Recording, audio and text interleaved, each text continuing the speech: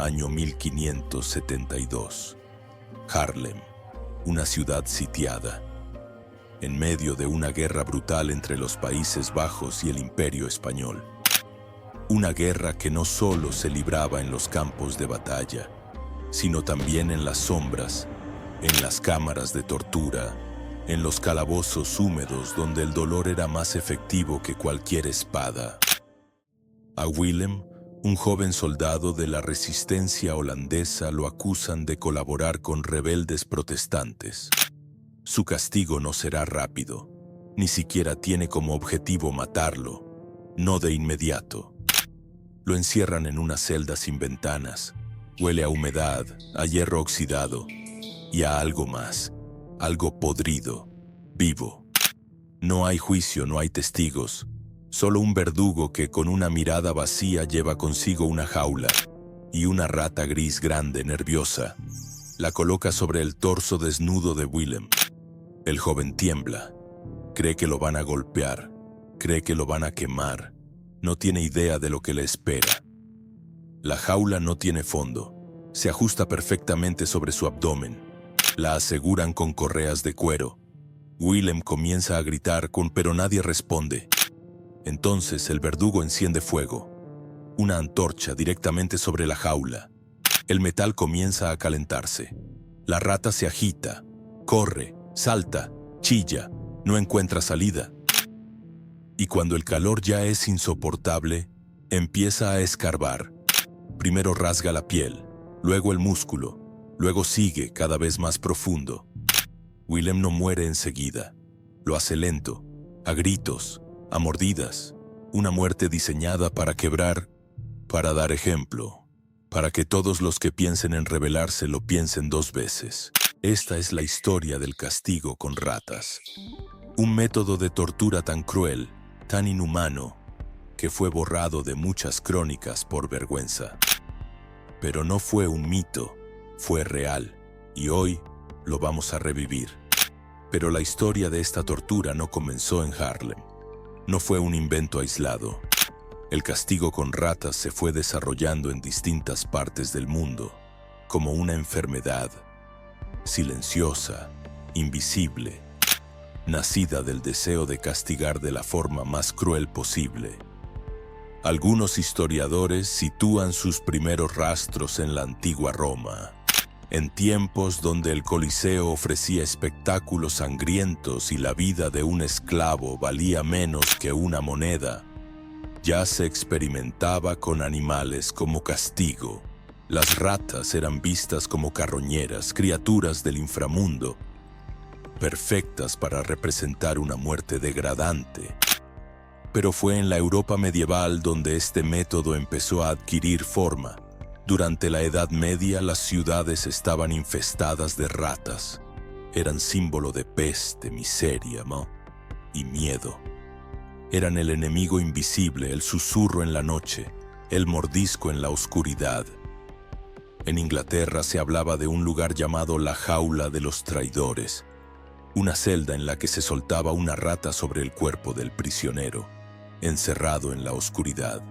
No había fuego, no hacía falta. Las ratas, hambrientas, hacían el resto. Pero fue durante las guerras de independencia de los Países Bajos contra el dominio español, cuando esta práctica alcanzó niveles de refinamiento y terror, que superaron cualquier límite. Según crónicas locales, soldados españoles usaban el tormento con ratas para doblegar a los insurgentes.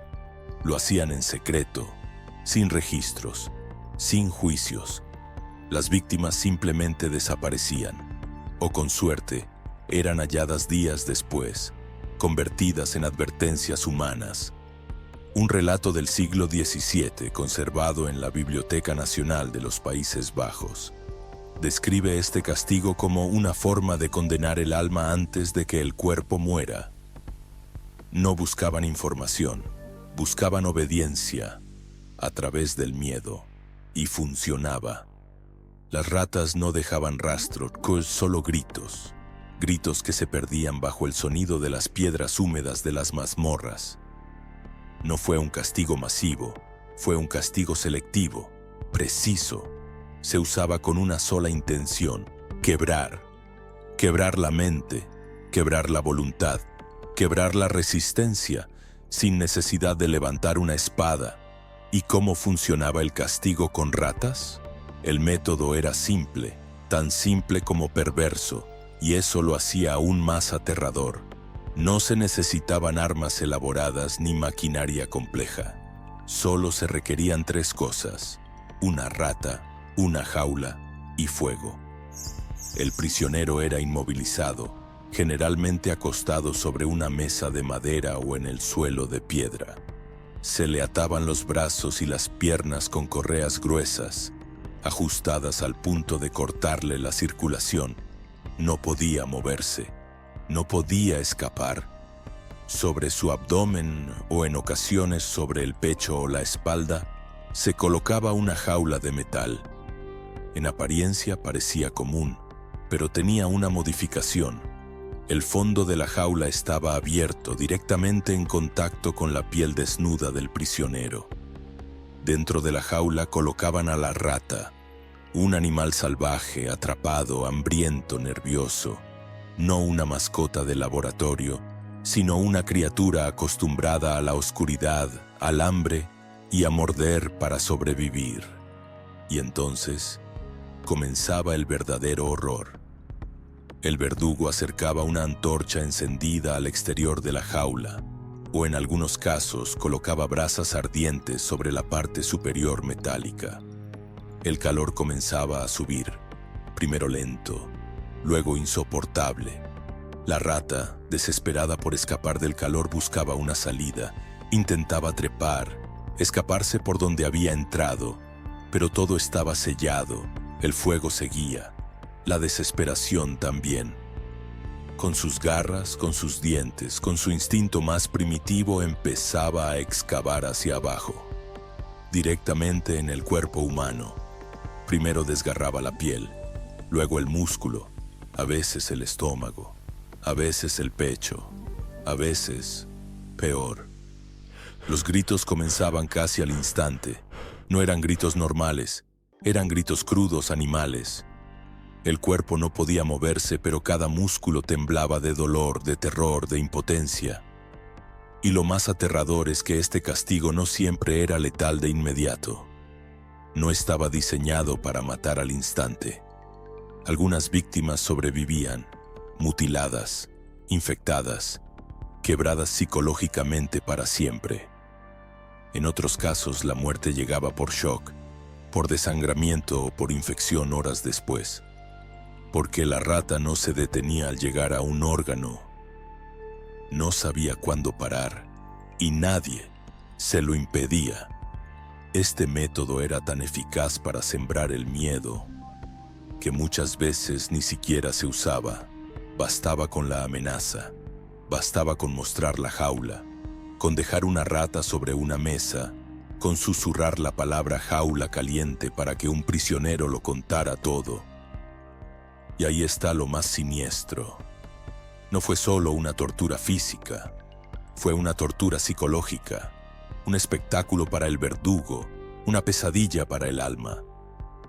En tiempos donde la palabra del imperio era ley, este castigo no solo buscaba castigar el cuerpo, buscaba destruir la voluntad, convertir la resistencia en silencio, la rebeldía en cenizas.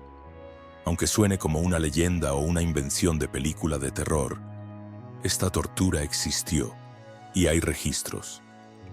Quizás no estén en los libros de historia que nos enseñan en la escuela, pero aparecen en crónicas, cartas y documentos olvidados, donde los testigos dejaron constancia de lo que vieron o sufrieron.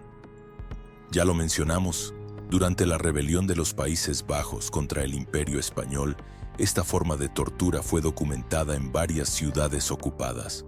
Haarlem, Leiden y Ámsterdam figuran entre los lugares donde se reportó el uso de jaulas con ratas sobre los cuerpos de prisioneros.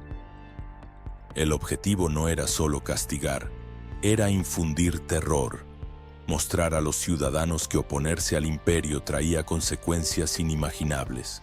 Se decía que algunos cuerpos aparecían con el torso abierto desde dentro, pero sin heridas visibles en el exterior. El rumor se esparcía más rápido que la verdad, y eso era suficiente. Pero la tortura con ratas no es un invento del pasado lejano. No quedó enterrada con la Edad Media. En las dictaduras del Cono Sur, en Argentina, Chile y Uruguay, se reportaron métodos tan atroces como los medievales. En algunos casos más extremos, según denuncias recogidas por organismos de derechos humanos, las ratas eran introducidas en cavidades del cuerpo humano. Mujeres detenidas en centros como la ESMA contaron años después que esta tortura era real, que lo vivieron, que no se lo contaron, lo sufrieron.